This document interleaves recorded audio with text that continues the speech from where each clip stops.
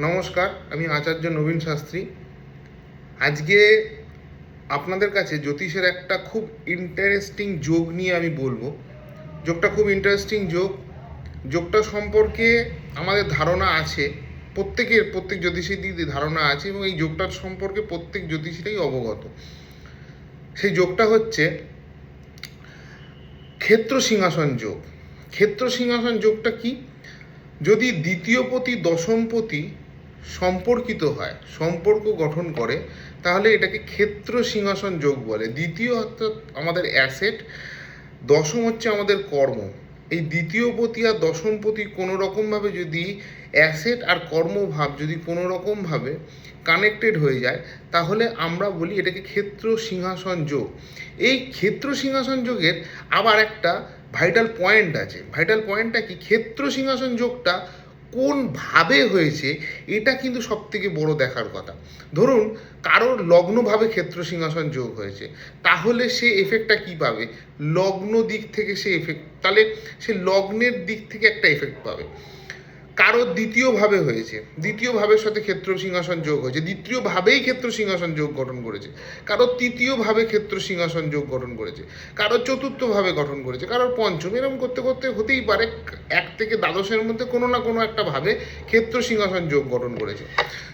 যে জাতক বা জাতিকা যে ভাবের সাথে ক্ষেত্র সিংহাসন যোগ গঠন হবে, সেই ভাব রিলেটেড তাকে প্রচুর প্রাচুর্য, সম্পদ, সেই ভাব রিলেটেড সম্পদ তাকে বিভিন্ন রকমের জায়গায়, সেই ভাব রিলেটেড তাকে মানে কি বলবো,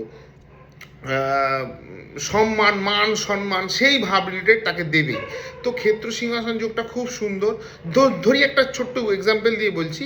কারোর পঞ্চম ভাবে ক্ষেত্র সিংহাসন যোগ গঠন হয়ে গেছে। এবার পঞ্চম ভাবে ক্ষেত্র সিংহাসন যোগ গঠন হয়ে গেছে। পঞ্চম ভাবে ক্ষেত্র সিংহাসন যোগ কারোর যে কোনো লগ্ন হতে পারে, যে কোনো লগ্ন আমি ধরে নিলাম কারোর কর্কট লগ্ন।